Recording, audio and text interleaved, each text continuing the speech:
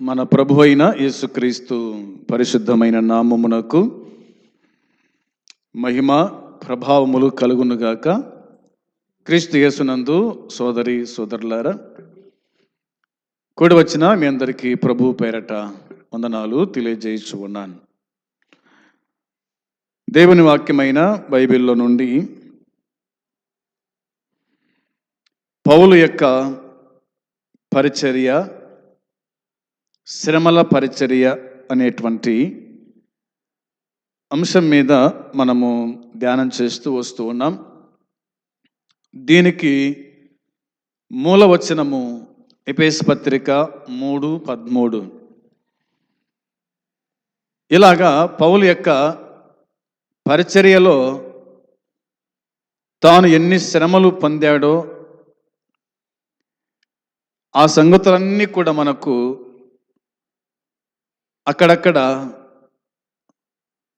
అంటే పత్రికలు రాస్తూ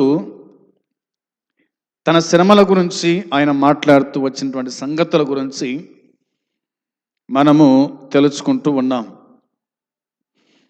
ఈ దినము కూడా మరొక వచనాన్ని మనము చదివి ధ్యానం చేయాలా. వాక్య భాగము అపోస్తలుడైన పౌలు కొరింథీయులకు రాసిన 2వ పత్రిక 5వ అధ్యాయము మొదటి 4 వచనాలు మనము చదివి ధ్యానం చేద్దాం.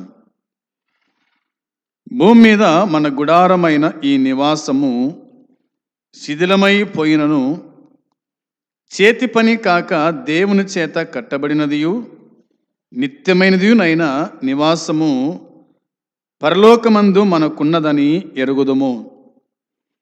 మనము దిగంబరులము కాక వస్త్రము ధరించుకొనిన వారముగా కనబడుదుము. కాబట్టి పరలోకము నుండి వచ్చు మన నివాసము దీనిపైని ధరించుకొన అపేక్షించుచు దీనిలో మూలుగుచున్నాం. ఈ గుడారములోనున్న మనము భారం మోసుకొని మూలుగుచు ఉన్నాం. ఇది తీసివేయవలనని కాదు గాని మర్త్యమైనది జీవము చేత మృంగివేయబడినట్లు ఆ నివాసమును దీనిపైని ధరించుకొన గోరుచున్నాం. దేవుడు ఈ మాటలను దీవించి ఆశీర్వదించినట్లుగా ప్రార్థన చేసుకుందాము. ప్రేమగల తండ్రి, పరిశుద్ధుడవైన దేవా, నీ పాదములకు వందనాలు, కృతజ్ఞతలు ప్రభువా, నీకు స్తుతులు చెల్లిస్తూ ఉన్నాం. సర్వాధికారివి, సర్వోన్నతుడవు, సర్వశక్తిమంతుడవు, ఉన్నవాడవు, అనువాడవు, నిరంతరము ఉన్నటువంటి దేవుడవు, నీకు వందనాలు, స్తోత్రాలు చెల్లించుచు ఉన్నాం. నీ కరుణా కటాక్షము మా మీద ఉంచి మరొక నూతన దినము మీరు మాకు అనుగ్రహించినందుకై స్తోత్రములు తండ్రి. ఈ దినమున నీ పాద సన్నిధి మాకు ఇచ్చినందుకై స్తోత్రాలు. కూడి వచ్చిన వారిని దీవించి ఆశీర్వదించి వాక్యము చేత బలపరచండి. మైకు ద్వారా నీ వాక్యాన్ని వింటున్నటువంటి బిడ్డలను దీవించి ఆశీర్వదించండి. పాపికి రక్షణ, విశ్వాసికి ఆదరణ కలిగించండి. దేవా, ఈ లోకం విడిస్తే నిత్య రాజ్యములో నీతో ఉండుటకు కృప అనుగ్రహించి మీరే దర్శించుమని, సహాయపడుమని, సహాయము చేయగలిగిన యేసుక్రీస్తు పరిశుద్ధమైన నామంలో ప్రార్థించి అడిగి స్తుతించి పొంది ఉన్నాము తండ్రి, ఆమేన్. ఈ 5వ అధ్యాయము మొదటి 4 వచనాలలో మనకు కనిపిస్తున్నటువంటి ఒక మాట ఏమిటంటే, పౌలు పరిచర్య ధైర్యముతో కూడిన పరిచర్య. పౌలు పరిచర్య ధైర్యముతో కూడిన పరిచర్య. ధైర్యం లేకపోతే పరిచర్యలో ఏ సేవకుడు ముందు కొనసాగలేడు.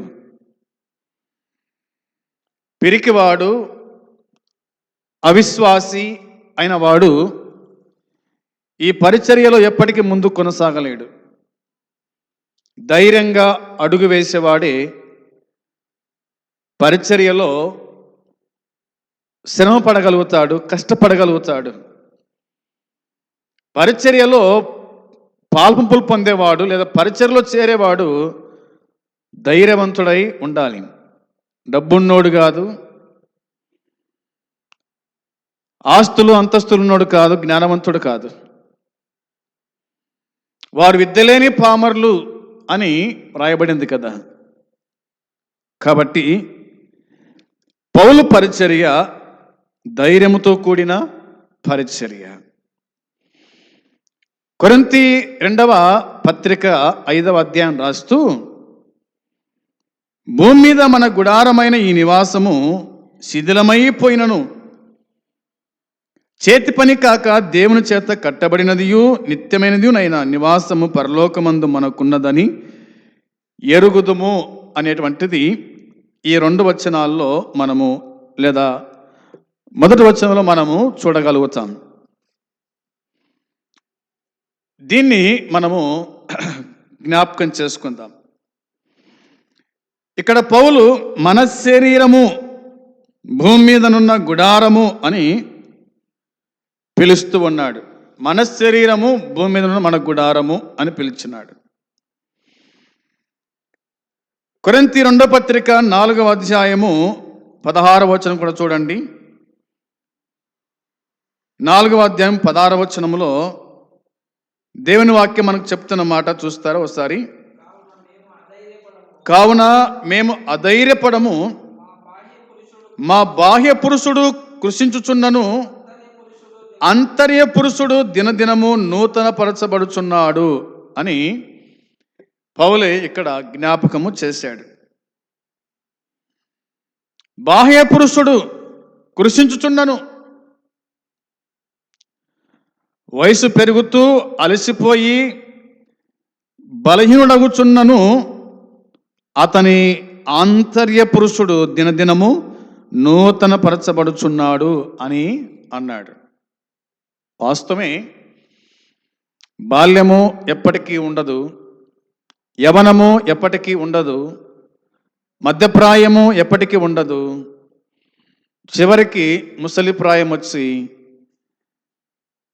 మనమందరము కూడా ఒక దినాన ఈ శరీరం అనే ఈ గుడారాన్ని మనము విడిచిపెట్టి నిత్య నివాసి అనేటువంటి దేవుని యొద్దకు మనము చేరేవారుగా ఉండాలి. దానినే పౌలు ఇక్కడ చెప్పాడు. అందును బట్టి ఆంతర్య పురుషుడు దినదినము నూతన పరచబడుచున్నాడు అని అన్నాడు. ఇది అతనిలోని ఉన్న పరిశుద్ధాత్మ చేత ఇది సాధ్యమవుతుంది. పరిశుద్ధాత్మ దేవుడు మనలో ఉన్నాడు కాబట్టి దీనిని మనం ఆంతర్య పురుషుడు అని చెప్పుకోవచ్చు. పరిశుద్ధాత్మ దేవునికి మన హృదయము ఆలయం కాబట్టి దినదినము నూతన పరచబడుట, దినదినము నూతనంగా మారుట అనేది మనము గుర్తుంచుకోవాలని జ్ఞాపకం చేస్తూ ఉన్నాను. ఇంకా పౌలు ఈ విధంగా చెప్పాడు, మన మట్టి శరీరం ఇది నాశనమైతే మనము పరలోకములో ఉన్న నిత్యమైన నివాసము అనగా ఒక ఆత్మ సంబంధమైన శరీరమును పొందుతామని మనకు తెలుసు. అవునా? ఈ మాట పౌలే గుర్తు చేశాడు. ఎందుకంటే మట్టి శరీరము ఇది నాశనమైపోతూ ఉంది, మన్నైనది తిరిగి మరలా మన్నైపోవును, ఆత్మ తాను దయచేసిన దేవుని యొద్దకు చేరును అని ప్రసంగి గ్రంథములో మనము చూడగలుగుతూ ఉన్నాం. అందును బట్టి ఈ నూతన శరీరము విమోచించబడిన శరీరము అనేది గుర్తుంచుకోవాలి. ఈ యొక్క శరీరం, ఈ యొక్క నూతనమైన శరీరం, ఇది విమోచించబడిన శరీరం, దేవుడు ఆయన విమోచించినాడు అనేది ఇందులో మనం చూస్తాం. పౌలే ఇలా రాశాడు. ఆ మాట చదువుతారా చూడండి. రోమా పత్రిక 8వ అధ్యాయము 23వ వచనము చూడాలి. రోమా పత్రిక 8వ అధ్యాయము 23వ వచనం చూడండి ఒకసారి. అంతేకాదు ఆత్మ యొక్క ప్రథమ ఫలములు పొందిన అనగా మన దేహము యొక్క విమోచనము కొరకు కనిపెట్టుచు మనలో మనం మూలుగుచ్చు ఉన్నాము అని అన్నాడు. మనలో మనము మూలుగుచ్చు ఉన్నాము అనేటువంటి మాట ఇందులో కనిపిస్తూ ఉంది. ఇంకా పౌలు మాట్లాడుతూ ఏమని చెప్పినాడంటే, మన పునరుద్ధానమైన శరీరము అన్నాడు. పునరుద్ధానమైన శరీరము అని అన్నాడు. పౌలు ఈ మాట గుర్తు చేస్తూ వచ్చాడు. ఈ శరీరము ఒక గుడారము అని పిలిచినాడు. ఈ శరీరము ఒక గుడారము అని ఆయన పిలిచాడు. ఒక గుడారము స్థిర నివాసము కాదు. ఒక గుడారము అది స్థిర నివాసము కాదు. అది ఎప్పుడైనా శిథిలమై పోయేటువంటిదే అనేది జ్ఞాపకం చేస్తూ వచ్చాడు. అది కేవలము తాత్కాలికమైన నివాసము. అది కేవలము తాత్కాలికమైన నివాసము. ఈ లోకములో మనుషులమైన మనము కేవలము వాక్యం చెప్తున్నట్టుగా పరదేశులము, యాత్రికులము అని అపోస్తులైనటువంటి పేతురు రాశాడు. పేతురు మొదటి పత్రిక 2వ అధ్యాయము 11వ వచనములో వ్రాసినట్టుగా మనకు దేవుని వాక్యం గుర్తు చేస్తూ ఉంది. ఇది స్థిరమైంది కాదు, ఇది అస్థిరమైంది. మనమందరం కూడా ఈ భూమి మీద యాత్రికులం, ప్రయాణికులం అనేటువంటి మాట ఈ ప్రసంగాల్లో మనం వినుకుంటూ వస్తూ ఉన్నాం. అప్పుడు స్థిర నివాసములో నివసించాలని మనము ఎదురు చూసేవారుగా ఉండాలి. ఎందుకంటే మనకంటూ ఒక స్థిర నివాసం ఉంది పరలోకములో. ఆ స్థిర నివాసం నివసించాలంటే ఈ గుడారం, ఈ శిథిలమైపోయే గుడారం ఇది ఖచ్చితంగా శిథిలమైపోతూనే ఉంటుంది. ఈనాడైనా, రేపైనా, ఎల్లుండైనా, ఎప్పుడైనా కానీ ఇది నిలిచే గుడారము కాదు, ఇది శిథిలమైపోయే గుడారం. స్థిర నివాసం కోసమై మనం ఎదురు చూసేవారుగా ఉండాలని పౌలు భక్తుడు జ్ఞాపకం చేశాడు. అదే మన పరలోక నిత్య నివాసము అన్నాడు. అది మన పరలోక నిత్య నివాసము అని అన్నాడు. ఇది దేవుడు మన కొరకై సిద్ధపరచి లేదా సిద్ధం చేస్తున్నాడు అన్న మాట ఉంది. మన కోసమే దేవుడు సిద్ధం చేస్తూ ఉన్నాడు. మనము గత దినాలు చెప్పుకున్నాం. ఎబ్రీ పత్రిక 11వ అధ్యాయము 8 నుంచి 10 వరకు మనం చెప్పుకున్నాం. అక్కడ అబ్రహాము ఏ దేశం కోసం ఎదురు చూసినాడో ఆ దేశం గురించి మనము మాట్లాడుకున్నాం. ఇదే పౌలు భక్తుడే వ్రాసినట్టుగా మనకు దేవుని వాక్యం గుర్తు చేస్తూ ఉంది. ఇక రండి, కొరింథీ 2వ పత్రిక 5వ అధ్యాయము 2వ వచనం చదువుకుందాం. 5వ అధ్యాయం 2వ వచనంలో రాయబడిన మాట మనం చూడగా, ఆ మాట చదువుతారా?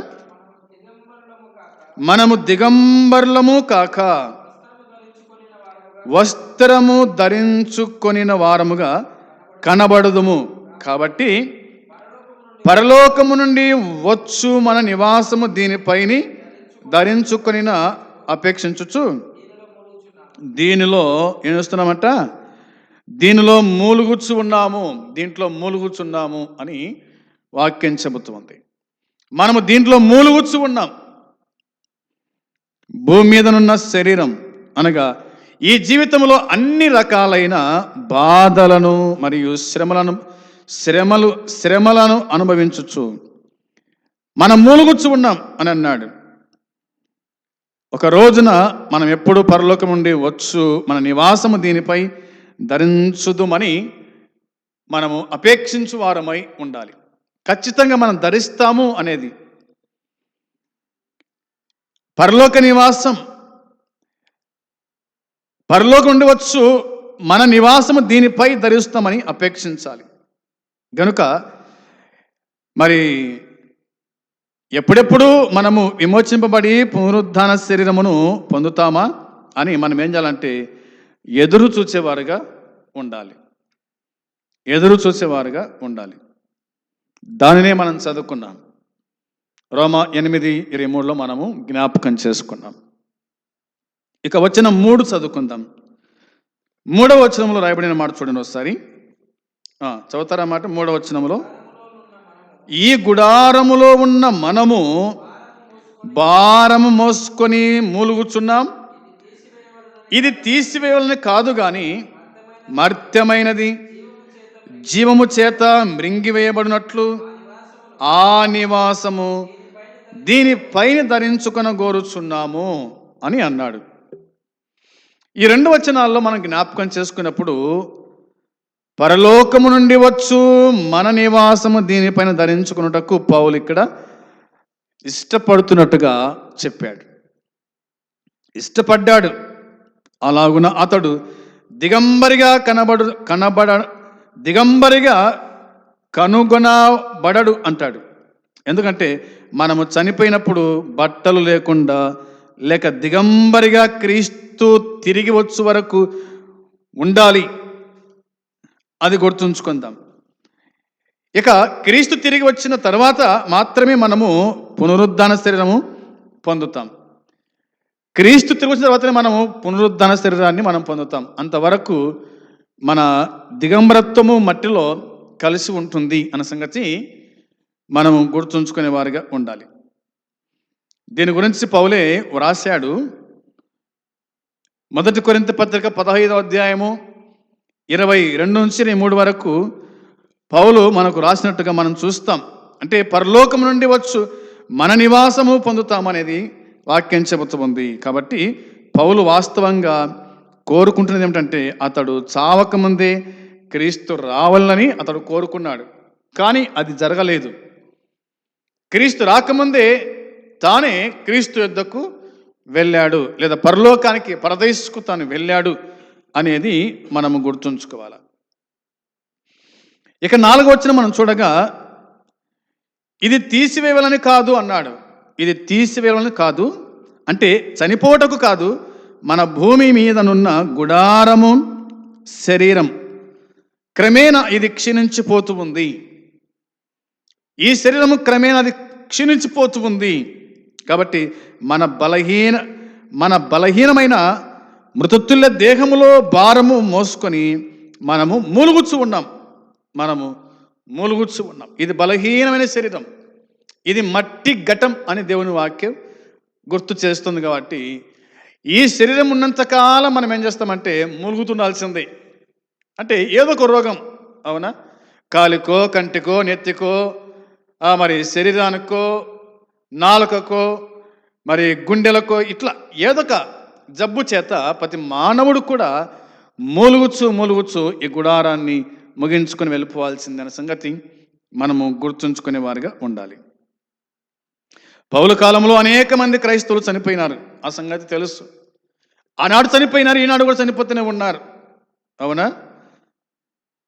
అది పౌలే జ్ఞాపకం చేశాడు. అనగా అనేక మంది క్రైస్తవులు చనిపోక ముందు క్రీస్తు వస్తాడని నమ్మాడు, కానీ అది కుదరలేదు. కాబట్టి ఆ విధముగా జరిగినప్పుడు క్రీస్తు వచ్చిన వెంటనే వారు నూతన పునరుద్ధానమైన నిత్య జీవ శరీరమును తాను పొందుతారు అనే సంగతి తానే జ్ఞాపకం చేస్తూ వచ్చాడు. కాబట్టి ఆ విధంగా దిగంబరిగా నిలిచి ఉండనవసరము లేదు అంటూ ఇలా జ్ఞాపకం చేశాడు. ఆ వచనం చదివితే మంచిది కూడా చూడండి. కొరింథీ మొదటి పత్రిక 15వ అధ్యాయము 10వ అధ్యాయము 51, 52 వచనాలు చూడాలి. ఈ 2 వచనాలు చదువుతారా? దేవుని వాక్యంలో మనం చూద్దాం. ఇదిగో ఒక మర్మము తెలుపుచు ఉన్నాను, మనమందరం నిద్రించము గాని నిమిషములో ఒక రెప్పపాటున కడబూర మురగగానే మనమందరం మార్పు పొందుదుము. బూరమురోగును, అప్పుడు మృతులు అక్షయులుగా లేపబడుదురు, మనము మార్పు పొందుదుము అన్నాడు. మనం మార్పు పొందుదుము అనే మాట కనిపిస్తుంది. ఒక మర్మము అతడు బయలుపరిచాడు పౌలు భక్తుడు కొరింథీలకు. ఏమిటంటే మనమందరం నిద్రించము గాని నిమిషములో ఒక్క రెప్పపాటున కడబూరం మురగానే మనమందరము మార్పు పొందుతాం. బూరం మురుగును, అప్పుడు మృతులు అక్షయులుగా లేపబడతారు, మనం మార్పు పొందుతాం. వారేమో అక్షరం లేపబడతారు, మనం మార్పు చెంది వారితో పాటు వెళ్తాం. దీనినే పౌలు రాశాడు తెస్సలోనిక మొదటి పత్రిక 4వ అధ్యాయము 16 నుంచి మనం చదివితే మనకు అర్థమవుతుంది ఎలా మనం మార్పు చెందుతాము అనేది. దేవుని వాక్యమే మనకు గుర్తు చేస్తూ ఉంది. ఆర్భాటముతోను ప్రధాన దూత శబ్దముతోను దేవుని బుర్రతోను పరలోకము నుండి ప్రభువు దిగి వచ్చును. క్రీస్తునందుండి మృతులైన వారు మొదట లేతురు. ఆ మీదట సజీవమై నిలిచి ఉండు మనము వారితో కూడా ఏకముగా ప్రభుని ఎదుర్కొనుటకు ఆకాశ మండలమునకు మేఘముల మీద కొనిపోబడదుము. కాగా మనము సదాకాలము ప్రభుతో కూడా ఉందుము అనే మాట వ్రాయబడింది. సదాకాలం ప్రభుతో పడుండాలంటే ఇక్కడ మన శరీరాలు మార్పు చెందాలి. మార్పు చెందాలి అన్నది దేవుని వాక్యం గుర్తు చేస్తూ ఉంది. మార్పు చెందకపోతే గనక దేవుని రాజ్యం చేరలేము. అందుకే ఈ విధంగా మర్తమైనది అంటే మన్నై పోవు వారి శరీరముల గురించి రాశాడు. శరీరము చేత మృంగివేయబడును అన్నాడు, అనగా పునరుద్ధానము చేత నిత్యము జీవిస్తూ ఉంది అనేది వాక్యం చెబుతుంది. పునరుద్ధానము చేత నిత్యము జీవిస్తూ ఉంది ఈ శరీరం అనేది జ్ఞాపకం చేశాడు. కాబట్టి దీన్ని బట్టి మనం ఒక ఆలోచన చేస్తే మొదటి కొరింథీ పత్రిక 15వ అధ్యాయము 54వ వచనంలో ఇలాగన్నాడు, ఈ క్షయమైనది అక్షయతను ధరించుకున్నప్పుడు, ఈ మర్త్యమైనది అమర్త్యతను ధరించుకున్నప్పుడు విజయమందు మరణము మృంగివేయబడెను అని రాయబడిన వాక్యము నెరవేరును అనే మాట ఇందులో మనం చూస్తూ ఉన్నాం. ఈ క్షయమైనది అక్షయతను ధరించుకున్నప్పుడు అన్నాడు. క్షయమైపోయేది అక్షయతను ధరించుకుంటుంది. ఈ మర్త్యమైనది అమర్త్యతను ధరించుకున్నప్పుడు విజయమందు మరణము మిరింగివేయబడునని రాయబడిన వాక్యము నెరవేరింది అన్న సంగతి పౌలు భక్తుడు చెప్పినట్టుగా లేఖనాలు మనకు గుర్తు చేస్తూ ఉన్నాయి. ఈ విషయాన్ని మనము కొంత అవగాహన తెచ్చుకునే వారుగా ఉండాలి. ఇదే పౌలు ఇలా చెప్పాడు చూడండి. ఫిలిప్పీ పత్రిక మొదటి అధ్యాయము 21వ వచనంలో, ఫిలిప్పీ పత్రిక మొదటి అధ్యాయము 21వ వచనాన్ని మనం చూడాలి. నా మట్టుకైతే బ్రతుకుట క్రీస్తే, చావైతే లాభము అని అన్నాడు. ఏమంటున్నాడు పౌలు ఇక్కడ? నా మట్టుకైతే బ్రతుకుట క్రీస్తే, చావైతే లాభము అన్నాడు. పౌలు ఇది చేసిన క్రీస్తు కోసం. క్రీస్తు ఆత్మ ద్వారా చేసేవాడు. క్రీస్తు లేని పౌలు శూన్యం అనే మాట కనిపిస్తుంది. అంటే క్రీస్తుని సేవించి ఆయనను మహిమపరచడమే పౌలు జీవిత ధ్యేయం అనే మాట మనకు కనిపిస్తుంది. అందుని బట్టి క్రీస్తు కృపాశక్తి లేకుండా పౌలు జీవించలేడు. ఈ మాట గుర్తుంచుకోవాలి. ఏమిటంటే పౌలు క్రీస్తు కృపాశక్తి లేకుండా పౌలు ఏమాత్రం జీవించలేడు. పౌలు మాత్రమే కాదు, మనము కూడా ఏమాత్రం జీవించలేము. ఆయన కృప మనకు తోడై ఉండాలి. ఆయన శక్తి మనకు తోడై ఉండాలి. అప్పుడే మనం ఈ భూమిని జీవించగలుగుతాం. ఇక్కడ మాత్రమే కాదు, పరమందు కూడా మనము జీవించగలుగుతాం అనేది మనము గుర్తుంచుకోవాలి. దీని గురించి పౌలే ఇటు రాశాడు చూడండి. ఒక మాట జ్ఞాపకం చేస్తాను. గలతీ పత్రిక 2వ అధ్యాయము 20వ వచనంలో ఆ మాట చూస్తారా?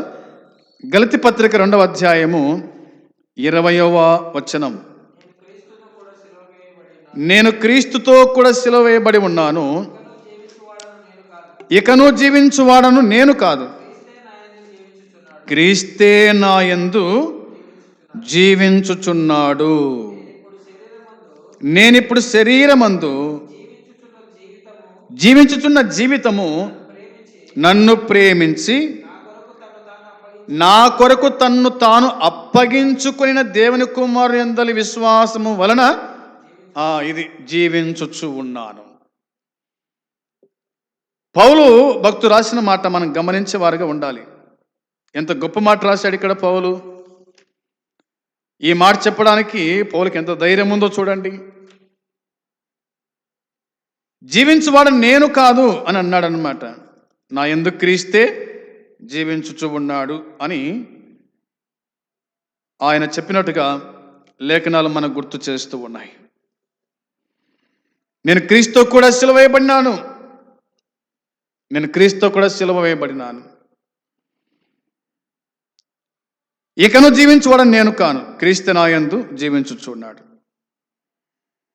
క్రీస్తుతో తనకున్న సంబంధాన్ని పౌలు తన ప్రభువు మీద ఆధారపడే ఒక అత్యుత్తమ వ్యక్తిగా మరి అతను జీవించినట్టుగా మనము చూడగలుగుతూ ఉన్నాం. అందుకే క్రీస్తు నా యందు జీవిస్తున్నాను చెప్పాడు. నేను ఇప్పుడు శరీరమందు జీవించుతున్న జీవితం నన్ను ప్రేమించి నా కొరకు తను తాను అప్పగించుకొనిన దేవుని కుమారుని అందలి విశ్వాసము వలన జీవిస్తూ ఉన్నాను. దేవుని కుమారుని యందు విశ్వాసం వలన జీవిస్తున్నాను. ఎందుకంటే నన్ను ప్రేమించిన వాడు దేవుడు, నన్ను జీవింపజేసేవాడు దేవుడు. నేను బతుకుతున్నానంటే కేవలము ఆయన కృపచేత మాత్రమే నేను బతుకుచూ ఉన్నాను అనేది తెలియచేశాడు. అందుని బట్టి పౌలైనా కూడి వచ్చిన మనమైనా మనం జీవిస్తున్నామంటే అది కేవలం దేవుని కృప మాత్రమే అనేది మనము గుర్తుంచుకునే వారిగా ఉండాలి. నేను బతుకుతున్నాను అని నువ్వు అనుకోవచ్చు, కానీ నేను బతికించేవాడు ప్రభువు అయిన యేసుక్రీస్తు. నేను బతికించువాడు ప్రభువు అయిన యేసుక్రీస్తు.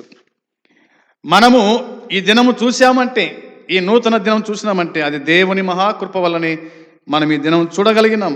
లేకపోతే మనం ఈ లోకాన్ని విడిచిపెట్టి వెళ్ళవలసిన వారమై ఉన్నాం. ఈ మాట మనము జ్ఞాపకంలో ఉంచుకోవాలి. అందుని బట్టి ఇక మీదట ప్రభువే నా యందు జీవిస్తున్నాడు, ఆయనే నాలో జీవించాలా, నేను కాదు జీవించేది, ఆయన జీవింపజేస్తూ ఉన్నాడు అనే సంగతి మనము గుర్తుంచుకోవాలని నేను మీకు మనవి చేస్తూ ఉన్నాను. ఈ సంగతి గుర్తు చేసుకుందాం. మరొక మాట మనం చూసి ముగించుకుందాం. చూడండి, మనం చదువుకున్నాం కదా ఫిలిప్పీ పత్రిక 1:21లో మనం చదువుకున్న లేఖన భాగాన్ని బట్టి జ్ఞాపకం చేసుకొనగా ఇలాగ పౌలు అన్నాడు, అయినప్పటికీ క్రీస్తు కోసము చనిపోవడం కూడా అతనికి సంతోషమే, క్రీస్తునందున్న విశ్వాసులకు బ్రతుకు కన్నా చావే లాభము. ఇది గుర్తుంచుకోవాలి. ఏమిటంటే క్రీస్తునందున్న విశ్వాసులకు బ్రతుకు కన్నా చావే లాభం. బ్రతుకు కన్నా చావే లాభం. బ్రతుకుట క్రీస్తే, చావైతే లాభము అని అన్నాడు. కాబట్టి ఇక్కడ మరి పౌలు పరలోకానికి వెళ్తాడు, అక్కడ బతకాలి, అక్కడ లేదా బంధకాలు, ఖైదు, బాధ, పాపము, బలహీనత ఇవేవి ఉండవు, అక్కడ నిత్య సంతోషం ఉంటుంది అన్న సంగతి తాను గ్రహించిన వాడై ఈ మాట చెప్పగలిగాడు, ఈ మాట రాయగలిగినాడు. పరలోకంలో ఈ బాధలన్నీ ఉండవు కాబట్టి పరలోకం గురించి తాను ఎక్కువగా ఆలోచించగలిగినాడు అన్న సంగతి జ్ఞాపకము చేసుకోవచ్చు. అందును బట్టి యేసుక్రీస్తు సహవాసం మాత్రమే ఉండాలి అని చెప్పాడు. అది నిజంగా లాభము అని తాను గుర్తు చేశాడు. అక్కడ నిత్య సంతోషం ఉంటుంది, క్రీస్తుతో సహవాసం మాత్రమే ఉంటాయి, అది నిజంగా అది లాభము అని అన్నాడు. అందుకోసమే అంత ధైర్యంగా తాను మాట్లాడగలిగినాడు. ఎందుకంటే తను అప్పటికే పరలోకానికి పోయి వచ్చినట్టుగా మనం చూస్తాం. 3వ ఆకాశం ఎక్కి వెళ్ళినానని చెప్పాడు కదా. అందుని బట్టి అక్కడ ఉండాలని తన ఆశ, తన కోరిక అన్నది మనకు, లేదా ఆనాటి కొరింథీ సంఘానికి పౌలు రాస్తూ చెప్పిన ఈ మాట మనం గుర్తుంచుకుందాం. ఒక మాట చూడండి, కొరింథీ రెండో పత్రికలోని రాయబడిన మాట 5:8 చదివి జ్ఞాపకం చేసుకుందాం. కొరింథీ రెండో పత్రిక 5వ అధ్యాయములోని వచనం 8, 5వ అధ్యాయం 8వ వచనంలో, ఇట్లు ధైర్యము కలిగి ఈ దేహమును విడిచిపెట్టి ప్రభువునొద్ద నివసించుటకు ఇష్టపడుచున్నాము అన్నాడు. ఈ మాట చూడాలి. ఇట్లు ధైర్యము కలిగి అన్నాడు. ఈ దేహమును విడిచిపెట్టి ప్రభువునొద్ద నివసించుటకు ఇష్టపడుచున్నాము. ఇష్టపడాలంట. ఎక్కడ జీవించుటకు, ఎక్కడ నివసించడానికంట? ప్రభువుతో నివసించటానికి, ప్రభువుతో నివసించటానికి, ప్రభువుతో ఉండడానికి, ఆ పరలోక రాజ్యం ఉండడానికి ఇష్టపడుచున్నాను అన్నాడు. ఇష్టపడుతున్నాను. అలా ఇష్టపడాలి అన్నదే వాక్యం చెబుతుంది. వచనం 9 కూడా చూడండి. కావున దేహమందునను దేహం విడిచినను ఆయనకు ఇష్టలమై ఉండవాలని మిగులా అపేక్షించుచున్నాను అన్నాడు. దేహమందున్న దేహం విడిచిన కానీ ప్రభువుతో పాటు ఉండాలని ఇష్టపడుచున్నాను అని చెప్పాడు. ఇక వచనం 10, ఎందుకనగా తాను జరిగించిన క్రియల చొప్పున అవి మంచివైనను సరే చెడ్డవైనను సరే దేహముతో జరిగించిన వాటి ఫలము ప్రతి వాడును పొందునట్లు మనమందరం కూడా క్రీస్తు న్యాయపీఠం ఎదుట ప్రత్యక్షము కావాలని అన్నమాట ఉంది. ఒక మాట గుర్తుంచుకుందాం. అక్కడ నివసించేది వాస్తవమే, అక్కడికి పోయేది వాస్తవమే, అక్కడ సంతోషము సమాధానం ఉంటుంది, అది వాస్తవమే. కానీ ఈ భూమి మీద ఉన్నప్పుడు ఈ దేహముతో జరిగించిన ప్రతి క్రియ అది మంచిదైనా చెడ్డదైనా క్రీస్తు న్యాయపీఠం ఎదుట మనమందరం నిలబడాలి. ఆయన అడిగినప్పుడు మనము లెక్క అప్పగించాలి, లెక్క చెప్పాలి. అది కూడా ఇందులో ఒక భాగంగా మనము చూస్తాం. కాబట్టి జ్ఞాపకం చేసుకుందాం. ఈ భూమి మీద ఉన్న ఈ గుడారం ఇది చిదలమైపోతుంది. అయితే నిత్యం ఉండబోయేటువంటి గుడారం అనగా పరలోక పట్టణం కోసం ఎదురు చూస్తున్నాం. ఆ పట్టణంలో మనం ఉండాలంటే ఈ భూమి మీద మనము కొన్ని జాగ్రత్తలు తీసుకునే వారిగా ఉండాలి. పరిశుద్ధంగా జీవించాలి, పవిత్రంగా జీవించాలి, లోకానికి పాపానికి దూరంగా ఉండాలి, ప్రభువుతో సహవాసం చేయాలి. ప్రభునందు నిద్రించిన వాళ్ళే పరలోకములో ఉంటారు అన్న సంగతి బైబిల్ మనకు చెబుతుంది. ఆ విధంగా చేయడానికి ప్రభువే మనకు సహాయము చేయునుగాక. ఆమేన్. ప్రార్థన చేద్దాం. ప్రేమగల తండ్రి, పరిశుద్ధుడైన దేవ, మీ పాదములకు వందనాలు, స్తోత్రములు, కృతజ్ఞతలు, స్తుతులు చెల్లిస్తున్నాం. ఇదివరకు మీరు అందించిన ఈ మాటల కోసమై స్తోత్రం. ప్రభువా, పౌలుతో మీరు మాట్లాడినందుకై స్తోత్రాలు, రాయించిన మాటలకై స్తోత్రములు. మేము కూడా ఇట్టి విశ్వాసం గలవారమై, భక్తి గలవారమై, భయముతో వణుకుతో నీ సన్నిధిలో ముందు కొనసాగుచు నీ రాజ్యం చేరుట కృప దయచేసి కరుణించి కనికరించుమని, దయపాలించుమని, సహాయించమని మీకు అప్పగించుకుంటూ మా ప్రభు అయిన యేసుక్రీస్తు పరిశుద్ధమైన నామంలో స్తోత్రం చెల్లించి ప్రార్థించి అడిగి పొంది ఉన్నాము తండ్రి. ఆమేన్. పరలోకమందున తండ్రి ప్రేమ, మన ప్రభు అయిన యేసుక్రీస్తు కృప, పరిశుద్ధాత్మ సన్నిధి సహవాసం కూడి వచ్చిన మనకు సకల పరిశుద్ధులకు ఎప్పుడెల్లప్పుడు సదాకాలము తోడై ఉండునుగాక. ఆమేన్. అందరికీ వందనాలు.